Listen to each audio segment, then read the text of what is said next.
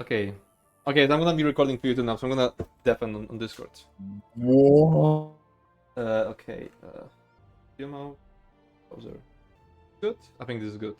Yeah. Mute game audio, close game. Yeah, I'll just close the game. Actually, I'll keep the like ambient sound. Why not? Why not? Okay. So we have the patch notes. Let's see. Let's skip over that. Wanna see the first like combat changes. You know, the worm code. That's the questing. Okay, new sets. Overland. Add 1 magic recovery for every 100 magic you have. Add critical chance while you have 50% or more stamina. Reduce the cost of your core combat abilities while you have less than 50%. Reduced by how much? Wait, it doesn't tell us even the amount of the crit chance. While you have a food buff active, your block negation is increased. Okay, by how much? That could be full belly barricade. That could be pretty strong for some fights, but I don't know the values. Okay, crafted. Increase your direct damage to monsters. Okay, this could be good like a starting set for new players. Why do we not have any values? What? Direct damage by how much? Trial, Harmony and Chaos. Minor Slayer. While in combat, activating a synergy grants you a stack of Harmonize for 10 seconds, up to 5 stacks max. You can gain 1 stack every half second. Increase your weapon and spell damage per stack. By how much? What? What's going on with these patch notes? I can't tell you if this is good or shit, because I don't know the value. Recovery convergence, that's the healing one. While in combat, overhealing Dawn is converted into stored energy on you for 20 seconds. After overhealing 100,000 health, your energy maxes out, granting you the convergence release synergy. When you activate the synergy, restore stamina and magic. Okay, it's just a sustain set. It's going to be bad no matter what. Caspian's Cruel Signet. On dealing area direct damage, place a sword above one enemy. You cannot place a sword on an enemy who already has one from you. After 6 seconds, the sword falls, dealing physical damage. Okay, so delayed AoE damage. I think it's AoE damage. This damage cannot critically strike, and scales of the higher of your weapon or spell damage. This effect deals an additional 30% damage for each additional sword you have on other enemies. Okay. Area direct. Like cleave. Templar skill as the set? Kind of. Dolorous Arena. While bracing, create a distortion barrier around yourself. You gain armor, and enemies within the barrier have their armor reduced for 2 seconds. Both effects can occur once every 2 seconds. You can each stack up 3 times. Okay, again, I don't know the values, so I can't tell you if it's okay. Okay, this is the heavy attack set everyone's been talking about. Reduce the damage of your light attacks by 50%. Dealing damage with a light attack restores magicka or stamina. So it basically reverses light and heavy attacks. Gain additional resources when damaging an off-balanced enemy. And less resources when damaging a blocking enemy. Okay. Increase the damage of your heavy attacks by increase the damage of your heavy... Huh? Okay, that's a typo. By 50%.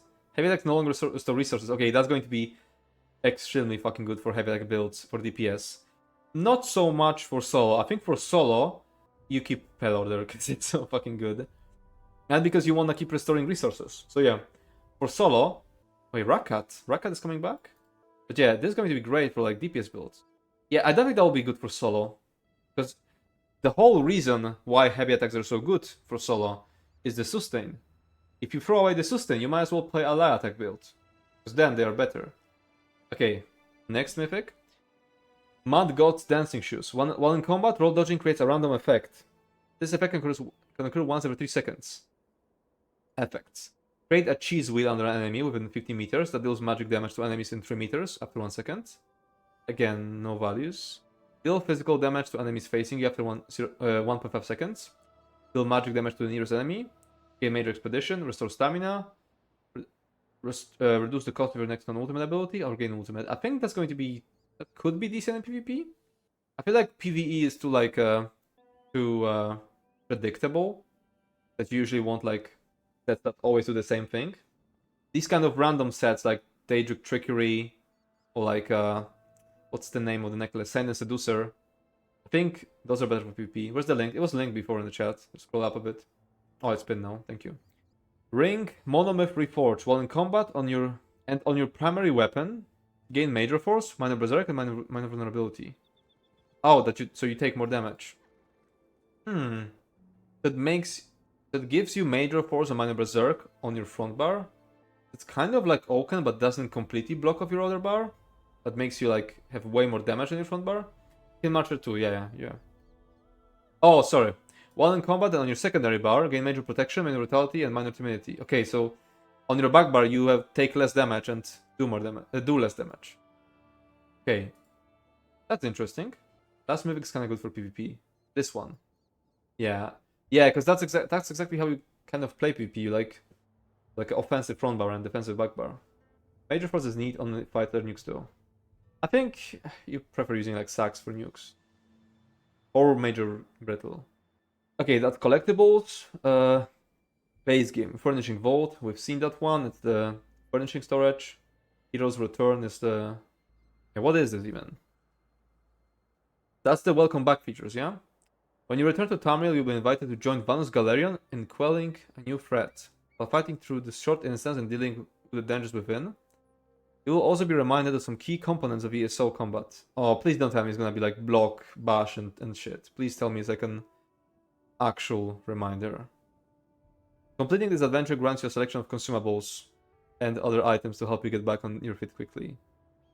I think we know what consumables is gonna be.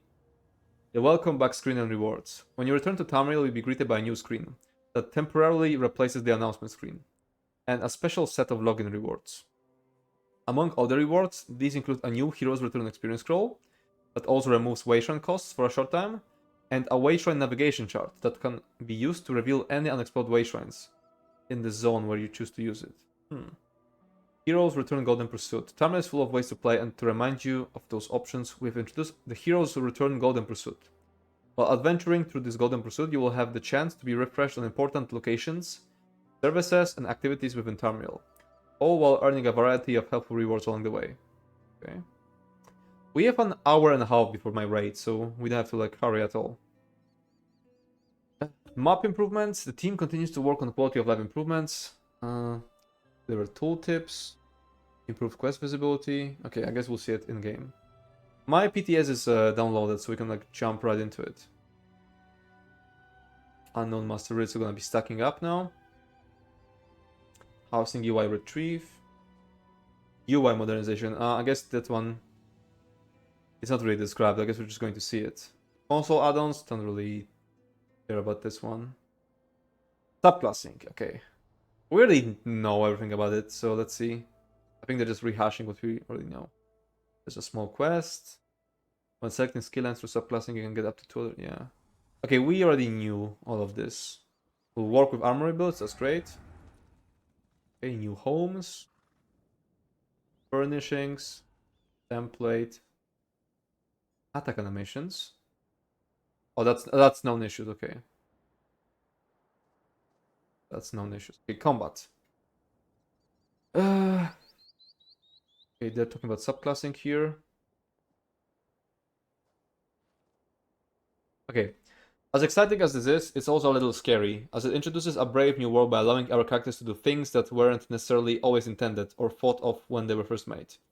This update is focused on realizing the full vision for your character, and allowing for more player skill customization, to truly play your way. Much like the traditional Elder Scrolls experience, you'll be able to make your own custom class effectively by mixing and matching these skill lines, to create unique experiences. As such, we're shifting much of our focus on the balance end to look at skill lines as a modular toolkit that offers a handful of strengths and gameplay advantages, while trying to better compare them to other skill lines that focus on specific gameplay elements or roles. Like we kind of saw in the leaks that Daedric Prey will now only work on those few pets, not on all pets. I guess we'll see soon. Many abilities were originally designed to be outliers, to enable a class to stand toe-to-toe with other in certain aspects. So the nerfing beam. These abilities are getting adjusted, now that things aren't always as simple as, say, comparing Dragonknight versus Necromancer. This patch focuses on trying to bring into line many of those abilities, but also reinforcing the core themes of a skill line. We want to reiterate this is very much a first step at this new way to explore and exist in Tamriel. We will be looking at your feedback, not only to guide adjustments during this update cycle, but future update cycles as well. We'll see. We're very much looking forward to seeing how you plan on augmenting your characters and playstyles, the new antics you can achieve, and your overall feedback on gameplay and balance. So please make sure to participate in the official forums and other feedback avenues. Thanks for joining us on this journey, and we look forward to seeing you in Tamriel. Happy Natchpots reading. 8 cover buff. There's no way. Okay, general. Updated the rules and behaviors for reaching the combat pet limit. Wait, there was a combat pet limit. Previously, reaching 10 summons or corpses of summons would outright prevent the summoning of further pets, regardless of their source or type. This was most likely experienced in the cases on a Necromancer where you had a high amount of corpse generating abilities, such as Banner Bear, Grave Grasp, and Sacrificial Bones, where once you had enough summons and corpses active, your abilities would simply stop functioning. That explains it now. We saw this arise in reports mostly where Blighted Plasmons would fail to... Oh. But this was the culprit of all the fucking Plasmon shenanigans. And they knew. So fucked up. And never said. With subclassing in mind, we've had to go back to this experience and flesh it out, since it is far more likely to reach that cap. As well as introduce a new hard cap on PvP environments, where these experiences could create highly problematic gameplay experiences on lower spec hardware. While in a PvE zone, the limitation of 10 pets will remain as is. While in a PvP zone, the limitation will be now 5. Okay, so they're not fixing Blastbones. They knew for 7 years and never told anyone. Yeah, what the fuck? So fucked up. When attempting to create a new summon, the oldest summon active will not... Okay, at least it will despawn instead of preventing you to summon a Blastbones. At least that's changing.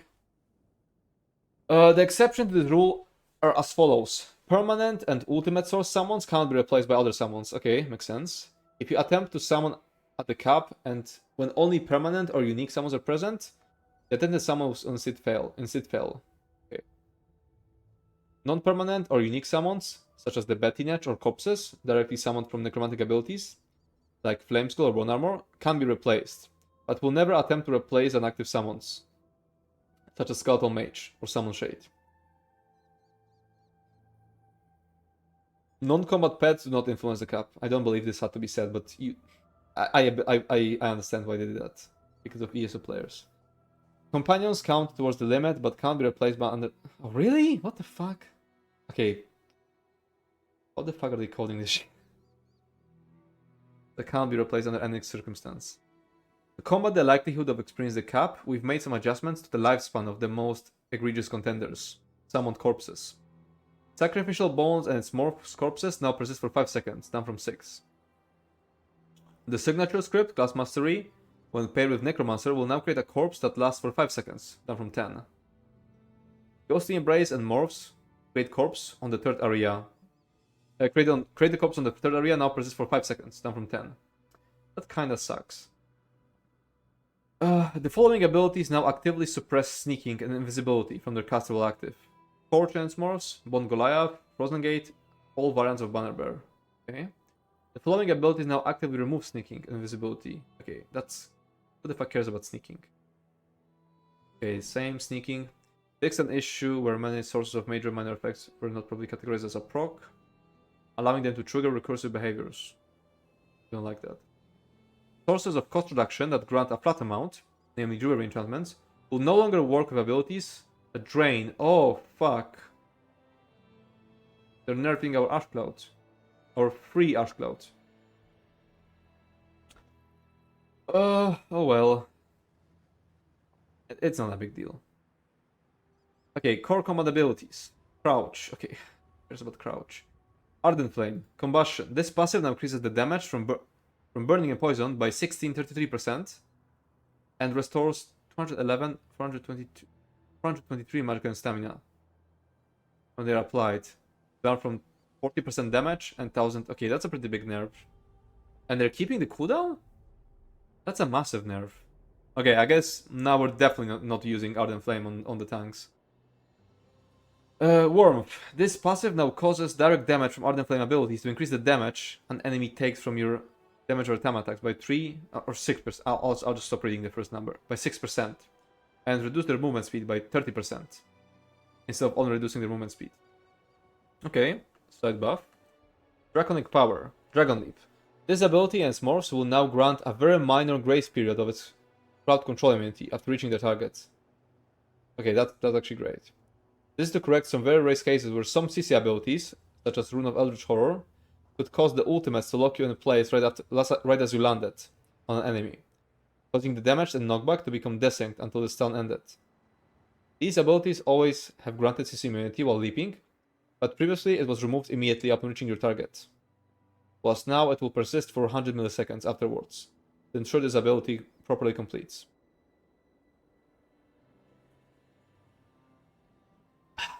Burning Heart. This passive now increases your healing received while Draconic Power ability is active by 9%, down from 12. Why did they have to nerf this? This wasn't that big anyway. This passive now increases... Whoa! What the fuck? Big buff to scaled armor? 3000 instead of 1.6. And Elder Dragon, this passive now increases your health recovery by 323, up from 258. I mean, health recovery is a fucking dead stat, it doesn't matter. But the armor buff is big. Holy. Okay, nice. And, you know, keep in mind that Draconic Power has the block mitigation passive, so it will probably be like a... maybe not a staple, but a decent situational Draconic Power ability. I think this is something you'll be using if you don't need any more skills, and you just want more passives on your tank. I think that's going to be like the role of Draconic Power. Massive add? Oh, sorry. I mean, you can't really delay it because yeah. Okay, Earthenheart, Stone Giant. This morph stacks will now properly be removed when using the ability. Okay, Magma Armor. No longer generates ultimate while active. Yeah, I expected that. So yeah, you can't go infinite in Infinite Archive anymore. It has been killed. And Battle Roar. This passive now restores 1837 health, magic, and stamina per ultimate spend, down from 50. I think it's a deserved nerf. It will be very overpowered on all the classes. And I'm definitely gonna be using Earthenheart on I think most tank builds. Okay, Templar Ajax Spear. Puncturing Strike. This ability and s'mores now deal damage to the 6 closest enemies rather than having no target. Okay. These abilities no longer deal normal damage to the closest enemy and then deal lesser damage to other enemies hit. They now deal full damage to all targets hit, up to the new cap of 6. Each enemy is snared rather than only the first. Okay. With subclassing now in place, we're placing a target cap on this ability in efforts to prevent it from becoming too dominant. To make sure the skill is still viable, we're removing the reduced damage against the other nearby enemies hit. That still stands out as a unique and powerful skill that serves a purpose, focusing on immense creep damage. Okay, so the 6 target cap on everything leak is probably true. Yeah. Puncturing Sweeps. Reduce the healing done by this morph to 25%, down from 33. This will result in less healing against one enemy, while being almost the same against 2, and increasing greatly at 3+. That's great. Note that the heal from this ability was always capped at 6 enemies hit, so that part remains unchanged. Okay, so it was like hidden. Damn, that Battle Roar nerf is so... I think it's like justified. Fighting Jobs. This morph now has an increased chance per hit, 10% per enemy rather than 3, to apply Standard, rather than increasing damage of the lesser hit, as it now deals full damage to all targets. Yeah. Okay. Burning Light. This passive now scales of 50% of your weapon or spell damage, rather than 42% of your weapon or spell damage, and 4% of your max magic or stamina. Increases the status effect chance per hit to 10%, up from 3. Wait, that does... Burning Light does magic damage, yeah?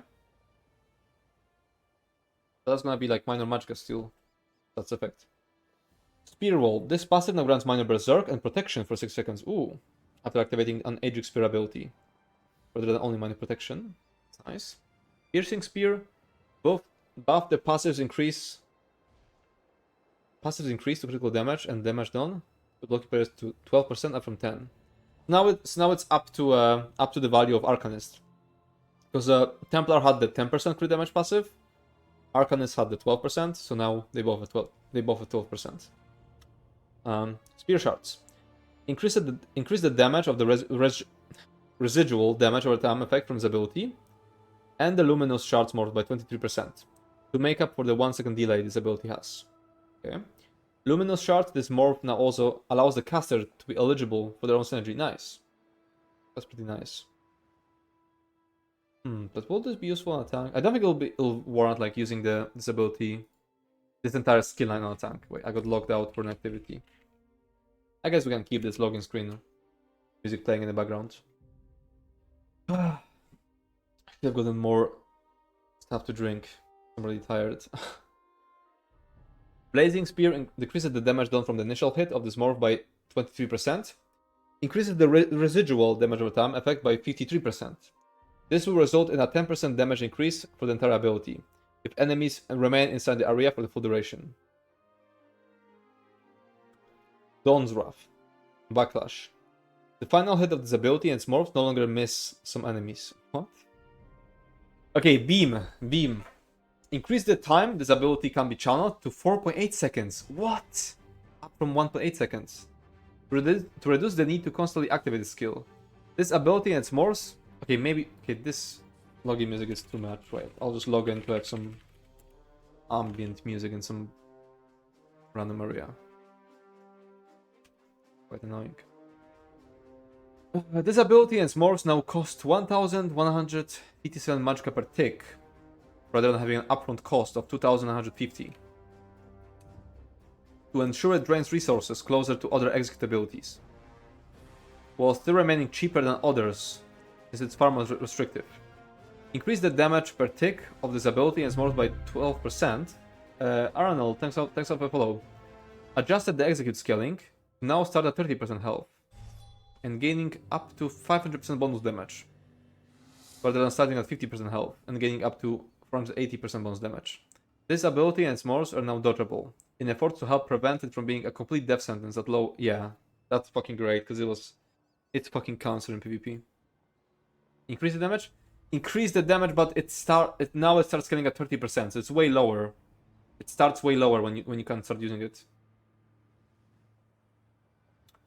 Now that subclassing is here, we're adjusting some numbers and functionality on this execute to give it more defined strengths and weaknesses, in hope that it doesn't eclipse other execute options. The higher commitment time and cost per tick should ensure it has slightly more risks while channeling it. The base damage is increasing for cleaner math, while the execute scaling is being adjusted so it doesn't outright beat other executes, while retaining the power fantasy of melting very low health targets, very low health enemies. Lastly, we're making this execute dodgeable as an exception, to improve some of the counterplay PvP. That's fucking great. 40% cost increase, though sustain will be a problem. I mean, you can play around it. Might be issued on Templar. Like Stam.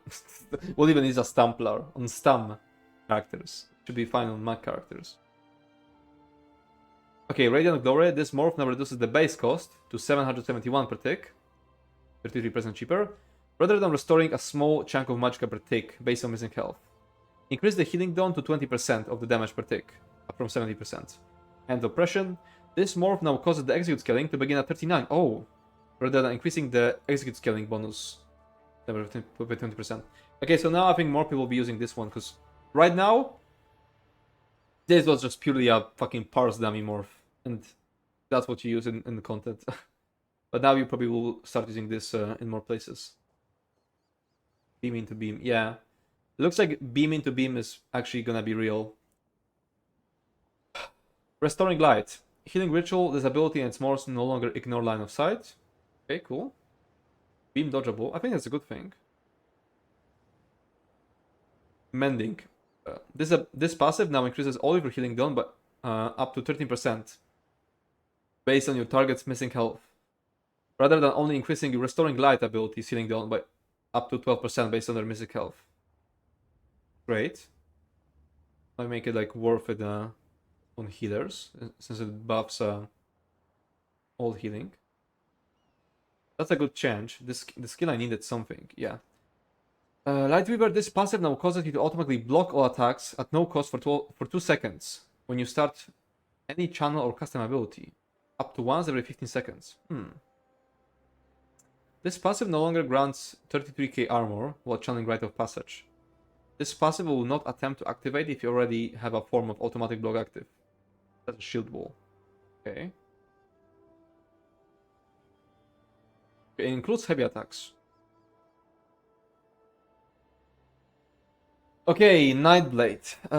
This passive now increases your critical chance by 8.8% against enemies you flank rather than giving pen. Okay, that's great because you either because with pen you either balance around always flanking, and then you have like full pen against flanked enemies, or you assume you won't be flanking, and then it's useless whenever you flank because you can't go over the pen cap. Now it's going to be useful at all times. I think this is great. So yeah. Yeah, difficulty to build around. Yeah, that's smart. Pressure points. Increase the critical chance rating from this passive to 2.5% per assassination ability slotted. Up from 2%. Yeah. So yeah, they're changing it all to like percentages, because it used to say 400 something crit rate. 9% seems OP though. No, I think it's fine. Okay, I'm really thinking I'm gonna be using this skill line on like my 1 bar and heavy deck builds. Assassination. Grim Focus. This ability and its morphs can now stack up to 10 times. Okay, so the same thing as Bound Armaments. Or like at least what we've seen on the leaks of Bound Armaments. Rather than up to 5. Decrease the weapon and spell damage granted by stack per stack by 25% on all abilities. Let's see, are they making it not 1-barable? On all abilities now that their maximum increased more specifically, weapon and spell damage is reduced to 45 for Grim Focus and Merciless Resolve. From 60 per stack and reduced to 60 for Relentless Focus, down from 80. These abilities now no longer permanently glow while slotted, and instead only glow while you have 1 or more stacks. This means that the glow will remain if stacks remain unspent. It can easily be solved. Okay, this seems to be still backbarable. So it's buffed. Holy shit, that's even more backbarable because you have more damage. Because you used to have 400 from Relentless Focus. Now you're going to have 600. Because you won't be using up the stacks. It's nerfed if you use the proc. Yeah, but on 1-bar build you won't use the proc. We're allowing for over-generating stacks for this ability. Yeah, to make it easier to use. Yeah. Insane for 1-bar. Yeah, exactly. Insane. Backbar Grim Focus perma. Yes, exactly. Holy shit. Shadow. Dark Vigor. Increase the max health from this passive to 5%, up from 3%. Okay, nice. Avengers, we're so back. Siphoning. Increase the amount of ultimate this passive grants to 30, up from 20. Oh, nice. Magicka Float. This passive now increases your max magicka and stamina. But this is being renamed. Okay, that's great, because that kind of fucking sucked for Nightblade.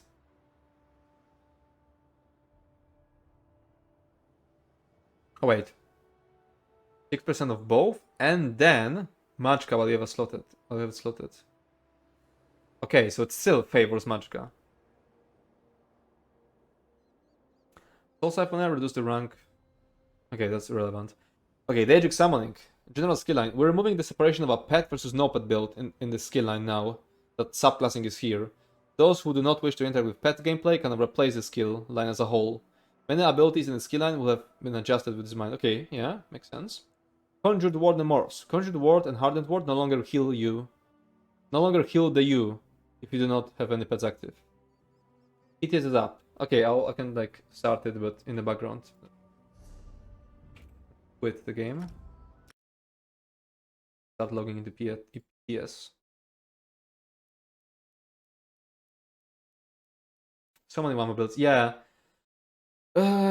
Regenerative Ward now heals you for 5% of max HP or max magicka if you have a pet active. Okay. So you have to lean to pets with that now. Daedric Prey. This ability now increases the damage of your sorcerer pets.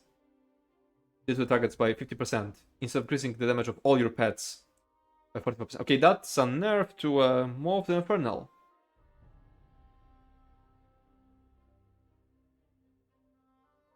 Rebate. This passive now restores 370.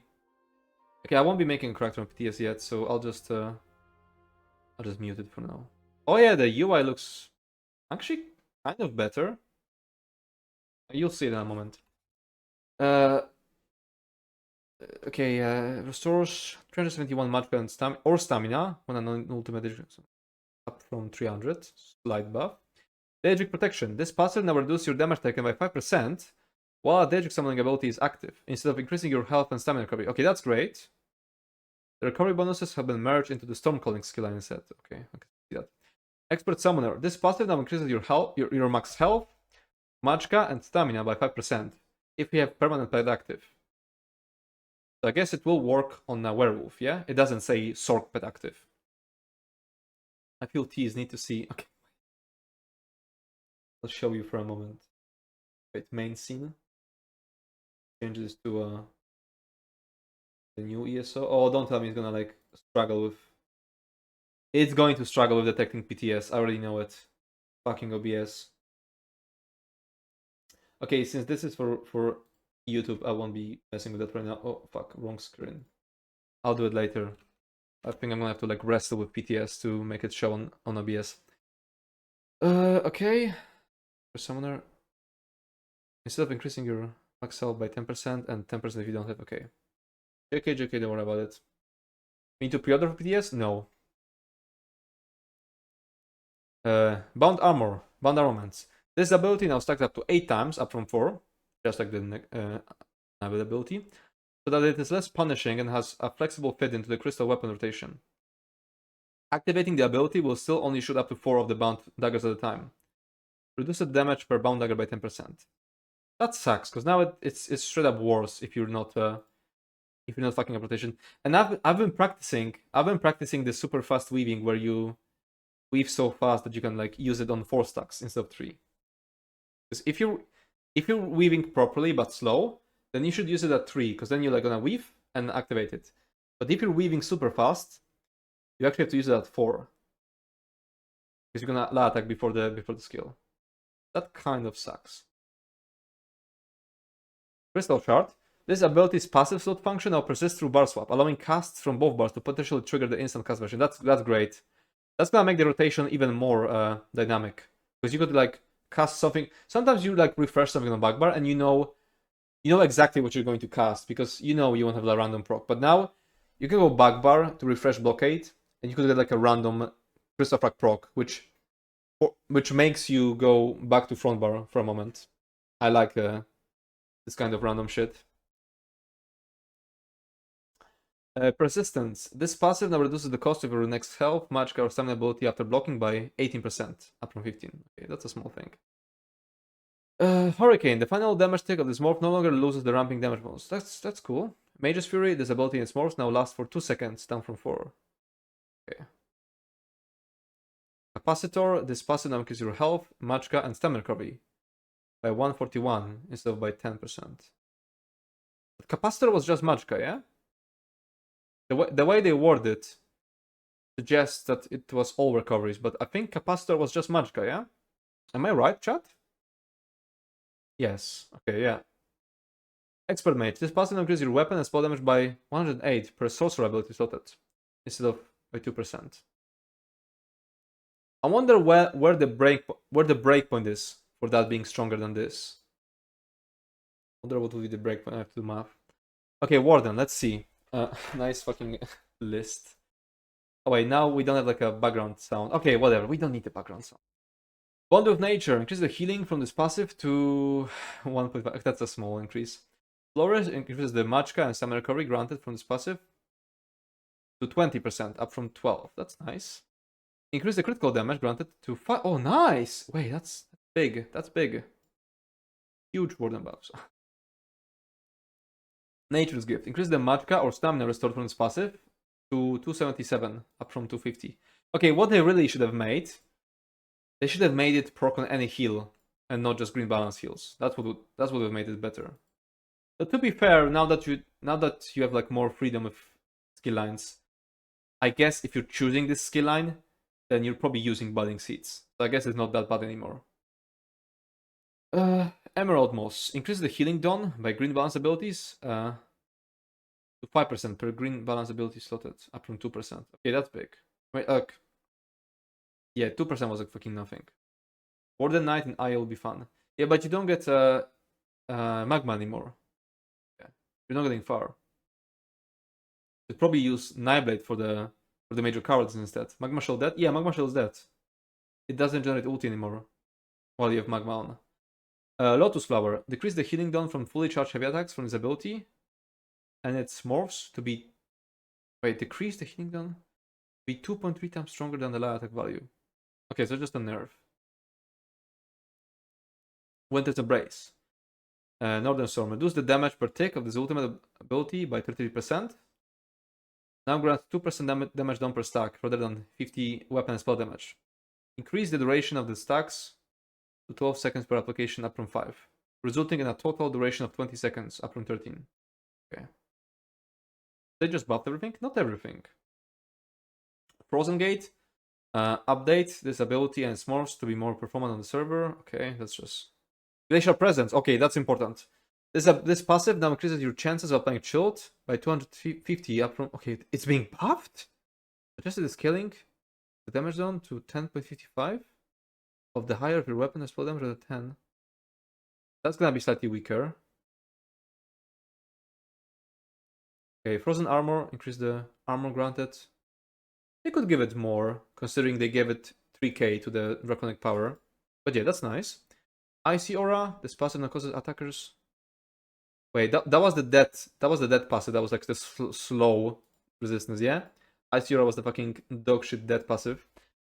This passive now causes attackers in melee range to receive a stack of Winter's Bite for 3 seconds, up to 5 stacks max. Attackers at 5 stacks are afflicted with Major Maim. This passive no longer reduces the effectiveness of snares. Okay, that's pretty cool. I'm curious how it's actually going to work. Like say, people attack you... No, this is too short to be worth it. People will attack you 5 times. Then they get Major Maim for 3 seconds. And what? Do they need to attack you 5 times again? That won't be very good. Like, you won't be able to rely on it. So you'll need to bring another Major Maim skill. PTS is up. Yeah, I know. Oh, Piercing Coat. This passive increases your frost damage done by 10%. Ooh. Heavy Attack Warden is dead. Oh, I mean, I think this is a good change overall to lean into the frost theme. But yeah, that's going to be nerfed for my build. Does it consume stacks though? It doesn't say it consumes, so no, maybe you're right. Maybe it will be. So yeah, 10% frost damage, no more 8% damage done, and there is no... Or is there a stupid... This changes from the... Oh yeah, so there is no like stupid 30k cap anymore. That's great, because this shit was horrible, trying to keep your PvP Warden below 30k HP, when, you know, everyone else can fucking run around the 40k. Giga base, Ice Staff, Heavy Attack Warden. I wouldn't say Ice Staff, but now we can lean more into the frost damage, which is really nice. If only they made Ice Staff Heavy Attacks good. Okay, Necro, Gravelord. Flameskull. This ability and Morse will now generate a corpse on their third cast, near where the targeted enemy was. So, kind of what GLS was doing before. Venom Skull. The corpse generated for this effect has a 3-second cooldown to mitigate how easy it is to reach the summon corpse limit. Okay, makes sense. Gravelord Sacrifice. This morph no longer causes your Flameskull. Yeah, now it's just base. Now it's just base in the base ability. Death Knell. This passive now increases your crit chance by 20% against targets under 33% health, if you have a Gravelord ability slotted, rather than 10% per ability. Okay, so makes sense. Reusable part. This passive now reduces the cost of your next necromantic summon by 66%, up from 50. Okay. Dismember. This passive now grants 3.2k. Finally, like, great. Like, this is so good.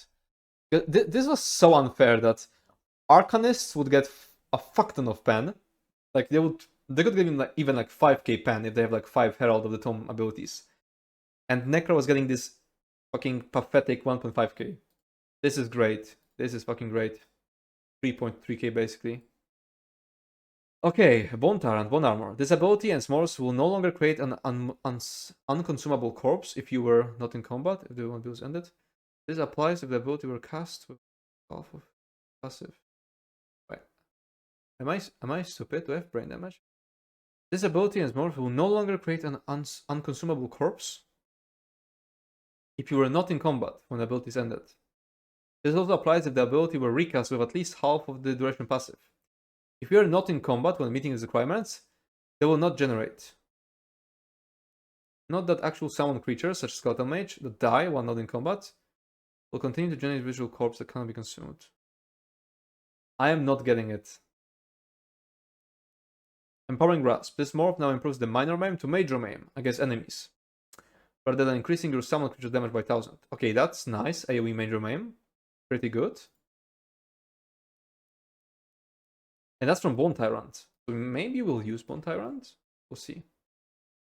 Health Avarice. This passive now increases your health taken, healing taken by 3%, up from 2.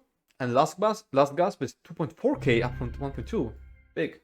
Lady Yusha, yo! Oh, thanks for the follow. Long time no see. Living Death. Creative Curse. This passive now increases your healing down by 12%, while a negative effect is active on you, up from 8%. I don't think you can keep it up reliably. Near-death experience. This passive now increases your critical chance. Marco, thanks for the follow. With killing based on your target's missing health by up to 12%, down from 20. Okay. Well, look at you. Long time hope. Hope all is well, bro. Yeah, it is.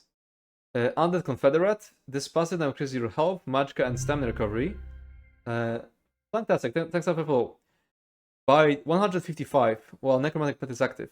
Down from 200. Okay. Living Death nerfs to be expected, because I was thinking I'm gonna be using Living Death because it has the res ulti. Okay, I'm 100% using Living Death in packs. 100%. Maybe even in the trial we're going to run soon. Oh, Arcanist. Of the Tomb. Fate Carver. Increase the cost of this ability and smart by 40%.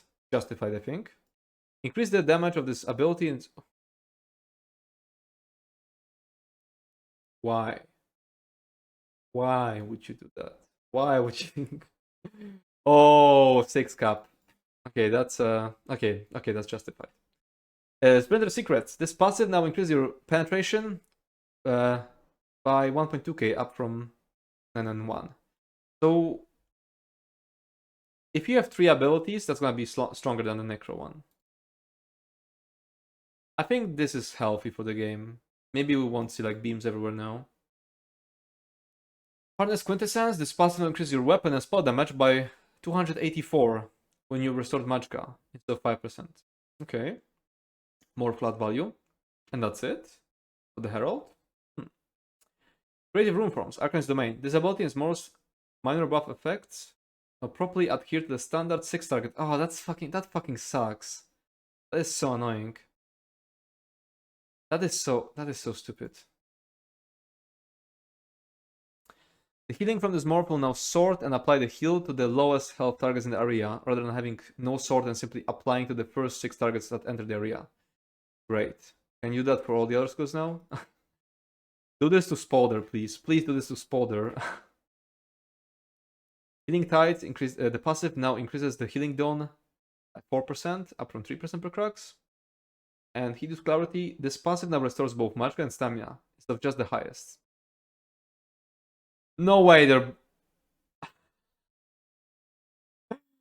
Ages of the Unseen. This passive now increases the your armor by 3. I mean, I guess now it's matching. Draconic Power. But yeah, I was already glazing this ability. It's going to be even stronger. Wellspring of the Abyss. This passive now increases your recoveries by 81. Okay, deserved nerf. This was pretty big. Deserved nerf. More armor. Am I even going to use Nords everywhere now? If I'm going to use Soldier and Draconic Power, then probably Imperial is better. Because that's so much armor. They're buffing armor everywhere. Even on the Warder skill line. Me on my way to buy fucking... Wait, I wouldn't even need to buy fucking 7 race changes, because I'm not going to use that many characters. I just need like my DK and like race change it. And then put different skill lines on it. I'll only need 1 character probably. But still no ult gen without Nord. Yeah, true. Yeah, I think I'll keep Nord and maybe like change armor. And like I think I'm probably going to adjust CP first. Like remove armor from CP, remove armor from armor traits, like shift in those places instead. But it definitely makes the gap smaller. Like you aren't completely cucked for playing Argonian anymore. Let's see, shrouded daggers. The bounce daggers from the ability now come from the target they bounce off of. Okay. This ability ends morphs no longer cause unnecessary service strain. Okay. Wait, combat prayer causes service strain. And not put bulwark ever. Yeah. Soul magic, soul strike, shatter soul. Isn't that the channeled shit? The one that only role players use? And assault, magical detonation. The damage and the visual effects from the ability and s'mores are now in sync with one another. Okay. Ooh. Scribing. Whenever a scribe ability receives major changes in behavior or balance, that ability will be reset to its base form and will require reselection of the scripts you would like to combine. During this process, 3 luminous ink will be granted to each character who previously had selected the change scribe ability. So they're doing it to something then. Boosts contingency. Increase the cost of all damaging versions of the ability to 3,780, up from 3.5.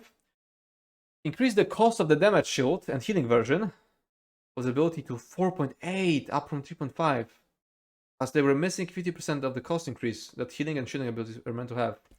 Makes sense. Big nerf, but makes sense. Because this was a very cheap for a damage shield. Fix an issue where the healing and damage shield versions of the ability were not properly treated as damage shield. And healing abilities from any passive interactions. Oh, nice. So they're fixing it. And like Bastion, so that means Shield Master should now make it cheaper. Because it used to not do anything to it. For these fixes to properly apply to existing variants of this Grimoire, your selections of focus, signature, and affix have been reset. Okay, understandable.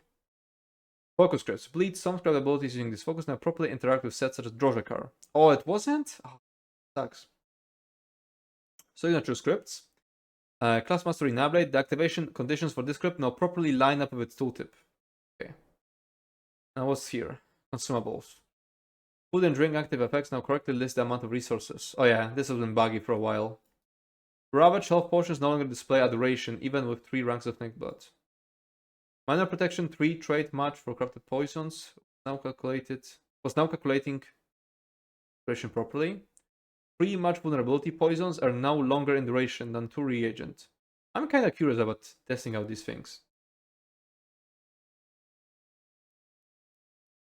Resource bars no longer reset to their original size while reloading or zoning with certain food or drinks active. I wouldn't care, I have my own I have my own resource bars. Entrapment potions now count as a potion in intended cases. Okay. Updated the tooltip of the potion boost jewelry enchantments to specify they only increase the duration of beneficial potion effects. Okay. Hindering potions now be used while you're immune to snares and immobilizations. Okay. This is kind of a nothing burger. Arena sets. Footman's Fortune. Okay. I think they're doing this to match it with the new set. This set now increases the amount of damage you block by 14%, up from 8. Great, very great buff. And I was thinking that the new set, the full belly one, is going to be like a stronger Footman, but it looks like they're buffing Footman too. This is pretty good. This is pretty good. This is like the best way to survive like Marauders in IA without magma. But at some point you just have to kite them. Oh, Highland Sentinel. Losing stacks from the set no longer forces you to dismount. Oh, I didn't know that was a thing. Okay, leaks were true. Azure Blight in this set now requires 20 additional stacks of Blight Seed for each group member wearing this set. I'm not smart enough when it comes to DDing to know if this is like a rip or not that big of a deal. I want to be talking about things I have no clue about. I bet Loot will know. Noxious Boulder, fix an issue. I'm actually already so hungry. I want to finish this. Fix an issue. The boulder would not hit any enemies if any enemy managed to dodge it. The damage of the boulder itself can now be blocked. And when the boulder first hits an enemy, the initial damage will now hit all enemies within 6 meters. Okay. Glorgoloch losing stacks from the set. No longer. I guess I mean no longer. Forces you to dismount. Okay, these are like irrelevant sets. Stirabane. This set now only activates while actively bracing rather than any form of bracing. Oh, that kind of sucks. Oh, actually, no. Well, no, it doesn't suck because it snares you. So yeah, it makes sense that it you don't want it to like snare you just because you activated like the blocking ultimate. Yeah, very good. Rorken. This set now only activates of actively bracing. Rorken is a dead mythic anyway. Mad Tinkerer. This set's Verminous Fabricant is no longer a summoned entity with AI. Okay, so it doesn't. I guess it's just so it doesn't count for the summon cap. Sentry, attacking a target is detected with set. Service of Null Arca. Increase the damage by 8%, reduce the cooldown after it activates to 4 seconds. Okay, great. Kind's Wind. This set now triggers with overhealing yourself or a group member, rather than when you apply a major buff. Okay, I've seen that on the leaks. Companions, fixes. Please tell me it's all, because I'm really hungry. Fixes. Zan the Scale Caller. The Corrupted Lemon's corruption ability will no longer damage you outside of the telegraphed. Oh, nice! Big win for Lucht. Mad Tinkerer mentioned. I need to fucking like post the. Actually no, because the Mad Tinkerer meme is a GIF, so I don't want to mess with it right now. Okay. I think the rest is just fixes and questing. Yeah, looks like it. Okay, that means I can eat now. I'm so fucking hungry. And we have the raid in 40 minutes. Okay, so is this... So that's it for YouTube. Goodbye, YouTube. Say goodbye to YouTube chat. And I need to see if I just restart the game, is it going to like detect it with an OBS?